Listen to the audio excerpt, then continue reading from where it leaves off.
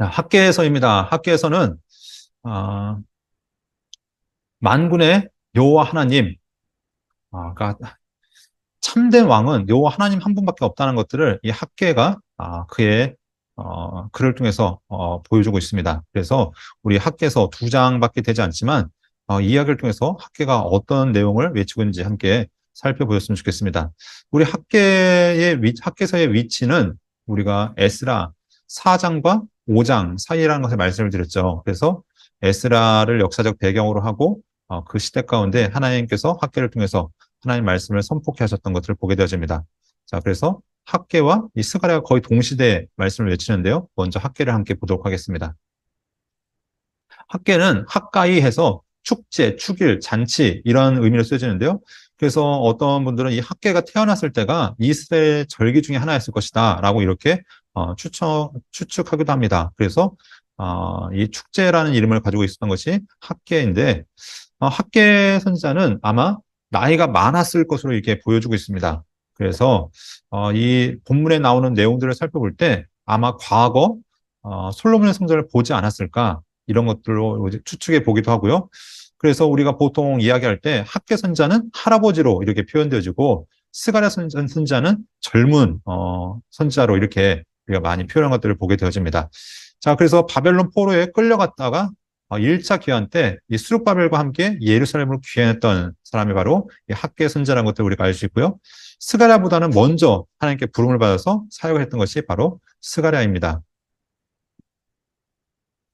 스가랴 선자보다 먼저 활동했던 것이 학계 선자죠. 네, 그래서 이 배경을 보면은 고레스 왕의 배려로 이제 성전 건축이 시작됐지만 이 다리오 왕 때까지 16년 동안 이제 성전 건축이 중단된 상황이었습니다. 그 중단의 이유는 아까 얘기했던 것처럼 외부의 적들의 방해로 시작됐다는 것이죠.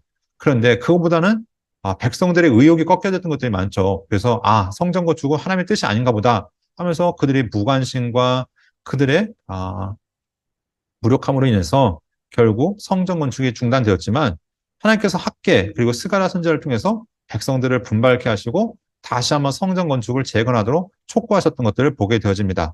그래서 성전 건축이 16년 동안 중단되었던 것이 이 학계와 스가랴를 통해서 다시 시작되었습니다. 자, 그럼 기록 연대를 보면은 520년경인 것으로 우리가 추정해 볼 수 있는데, 왜냐하면 이 학계의 내용은 짧은 기간 안에 적혀졌던 것을 보게 되어집니다. 그래서 이 학계가 하나님 말씀을 받았던 게 언제냐면 여기 보면은 2년, 여섯째 달, 일곱째 달, 아홉째 달. 그러니까 그럼 기간이 한 4달밖에 되지 않습니다. 그 짧은 기간 안에 선포되었던 말씀인 것들을 우리가 살펴볼 수 있고요. 그 시기가 바로 다리오 왕 2년, 그러니까 다리오 왕 초기에 다리오의 마음이 열려서 주변 민족들에게 관대했을 때 바로 이 성전 건축이 시작되어졌고 이 성전 건축은 4년 반 만에 성전이 완공되었다는 것을 우리가 볼 수 있습니다. 그러니까 솔로몬 성전 같은 경우는 7년이 걸렸죠. 그러니까 기간적으로 보아도 또 규모나 아니면은 뭐 쓰여진 자재를 보아도 참 볼품이 없고 별 볼이 없었지만 하나님께서는 이 성전의 의미에 대해서 우리 학계 선자를 통해서 말씀하셨던 것을 보게 되어집니다. 자, 그리고 우리가 아까 기록 연대는 초반에 함께 보았고요. 기록 목적, 성전 건축에 나태해졌죠. 백성들의 무기력함, 나태해짐으로 이미 16년 동안이나 중단이 되었습니다. 그들은 우리 이 성전 건축은 하나님의 뜻이 아니다라고 하면서 그냥 차일피일 미루고 있었던 것이죠. 그런데 이때 학계가 나타나서 다시 하나님의 성전을 건축하라 하면서 이 성전을 완공하라고 이렇게 촉구했을 때 그들이 이 말씀에 순종했던 것을 보게 되어집니다. 그래서 하나님의 성전 건축을 재개하고 완성을 위해서 이 학계서가 우리에게 말씀하고 있고요.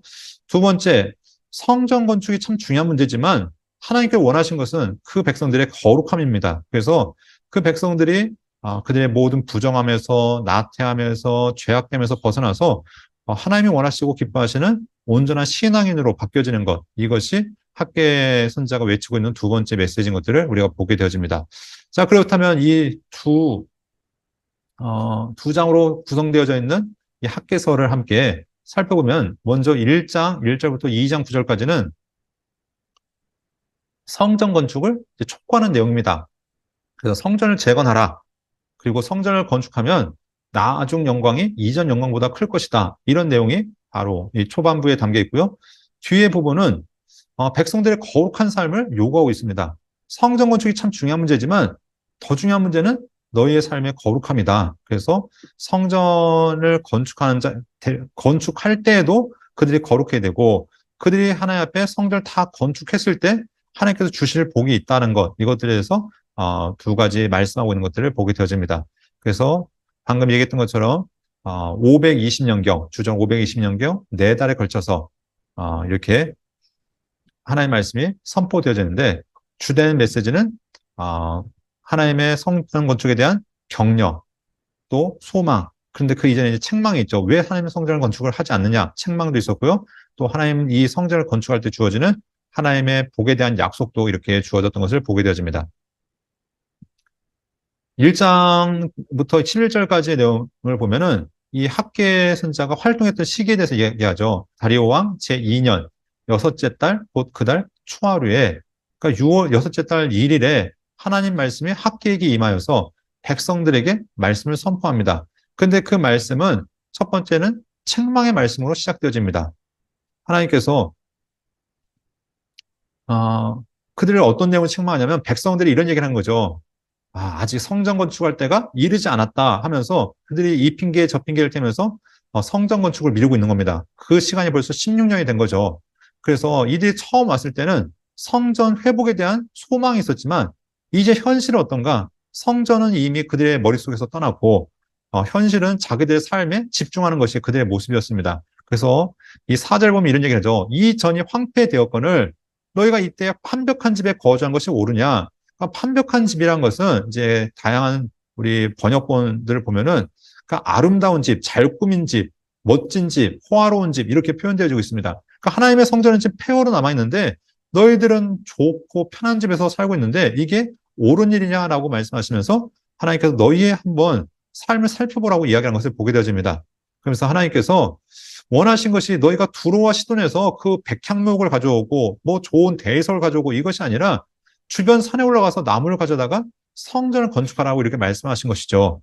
그러면 하나님께서 영광을 받으실 것이다 라고 말씀하고 있습니다. 그럼 다시 한번 내 집은 황폐했는데 왜 너희는 각각 너희 자기 집을 짓기에 이렇게 빠르냐 하면서 그들의 삶의 현실을 말씀하고 있는 것이죠. 그러면서 그들에게 하실 말씀이 너희의 죄악 때문에 하늘은 이슬을 그쳤고 땅은 산물을 그쳤다.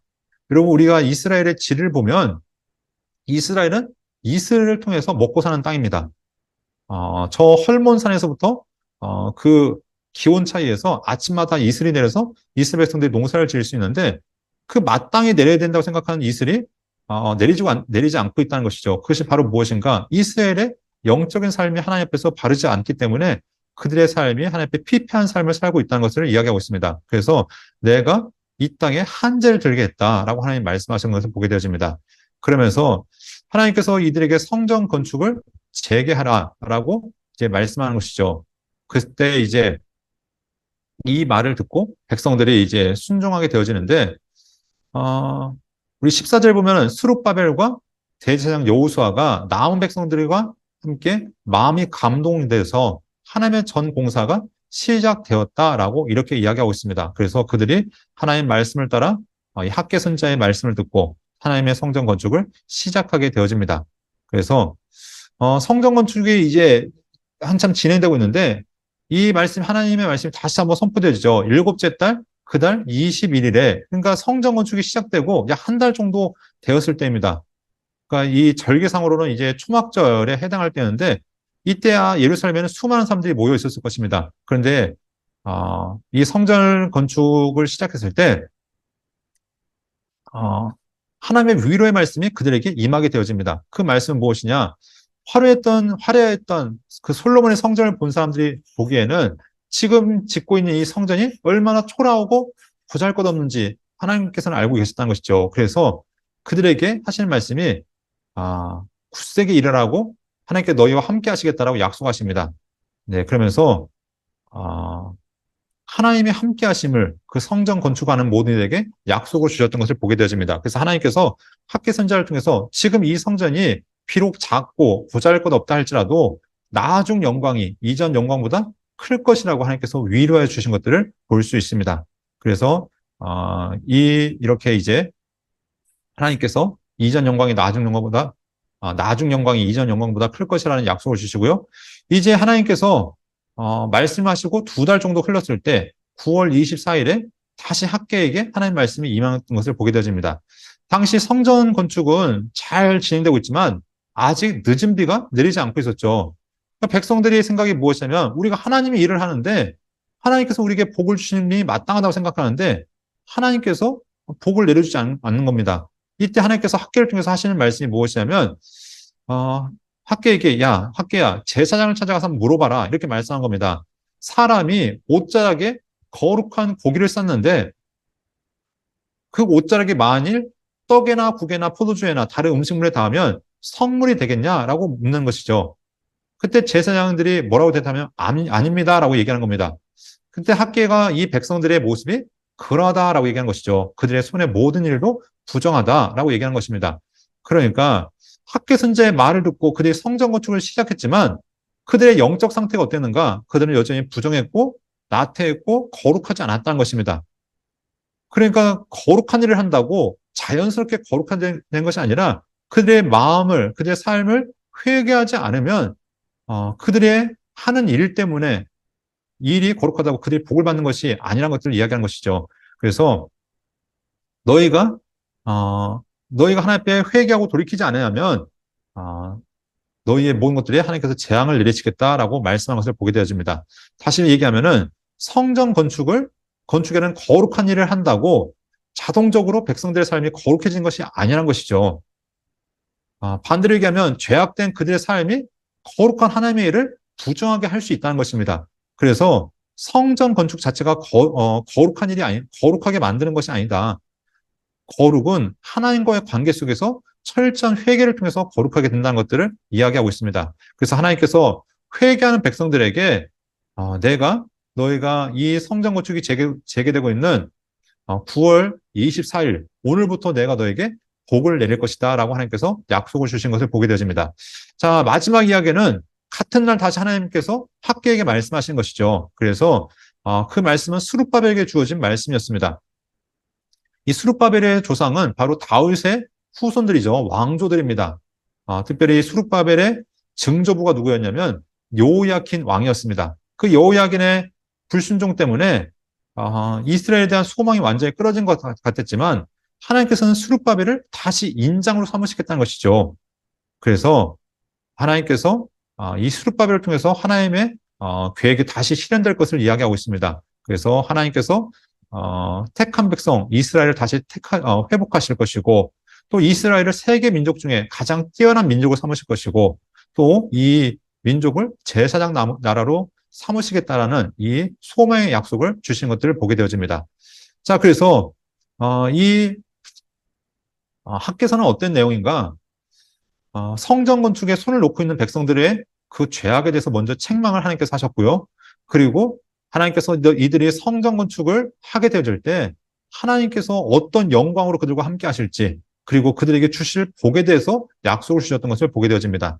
그리고 하나님께서 스룹바벨을 통해서 하나님께서 온 세상을 회복해 나가신다. 스룹바벨과 그의 후손을 통해서 하나님의 약속을 이루실 것을 약속하고 있습니다. 그래서 하나님께서 스룹바벨과 이 성전을 짓고 있는 거룩한 백성들을 통해서 그들을 제사장 나라로 삼으시겠다라는 소망의 약속이 바로 이 학개서에 담겨 있다는 것들을 여러분 기억하시면 좋을 것 같습니다. 자, 그래서 오늘 이 학개서의 가장 중요한 메시지가 무엇이었는가? 만군의 하나님 여호와, 그분은 세상의 역사를 주관하시고 하나님의 백성을 찾으시고 온 세상을 회복해 나가시는 참된 왕이심을 이 학개서를 통해서 보여주고 있었다는 것, 이것을 여러분 기억하시면 좋을 것 같습니다. 자, 이렇게 학개서를 마치겠습니다.